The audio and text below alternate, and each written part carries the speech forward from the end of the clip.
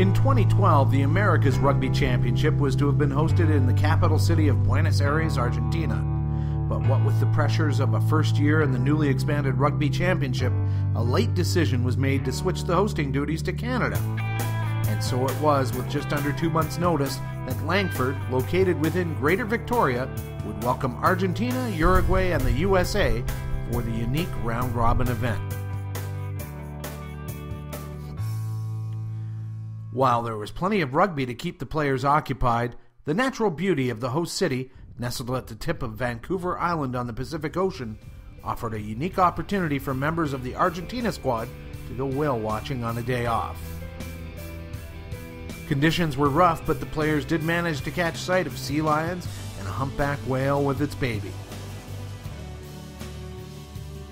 For hosts Canada, the ARC was a chance to showcase its new Centre of Excellence in the Victoria suburb of Langford.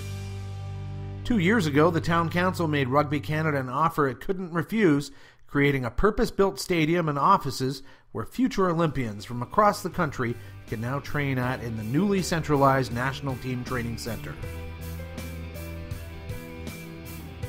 It is also where the city of Langford has built its love affair with rugby, in a country that reveres a different sport played on ice with sticks and skates. Over 3 doubleheader match evenings, nearly 8,500 fans turned out to support Canada in their quest to win the 4th America's Rugby Championship.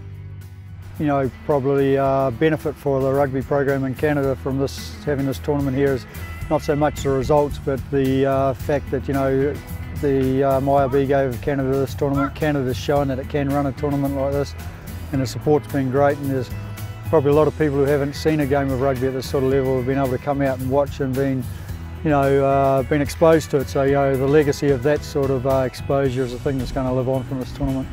Connor Braid is a Victoria native who at age 22 has had a pair of test appearances for Canada.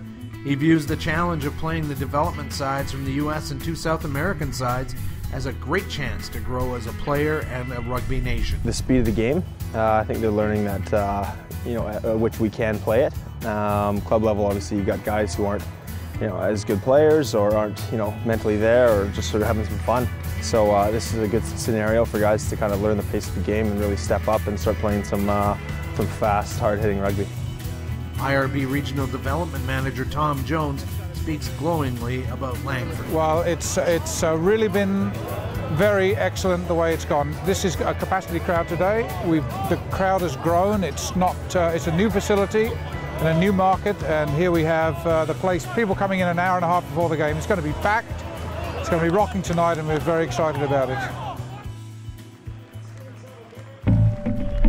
Up first on this doubleheader night, the battle for third place. Uruguay versus the USA, both teams looking for first wins in the tournament. The sides trade penalty kicks in the early going, and big runs with big tackles being put in by both sides. Here, American flanker Eric Duchelet scores the first try of the tournament for the USA. Conditions began to worsen, and the bigger Uruguayan pack gave the USA troubles, finally getting a penalty try for their efforts. A final score to put the South Americans clear.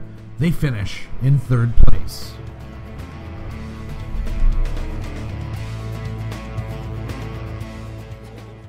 In the second act, Argentina and Canada, both 2-0, looking to settle who will hoist the America's Rugby Championship Cup. A full house of passionate fans on hand at West Hill Stadium to urge on the home team. Canada's Connor Braid gets first points, but ultimately the Argentine attack is too much for Canada to handle. Canada nearly scores with some deft passing out to prop Hubert Bidens, but it would be as close as they get. Argentina remain ARC champs for another year.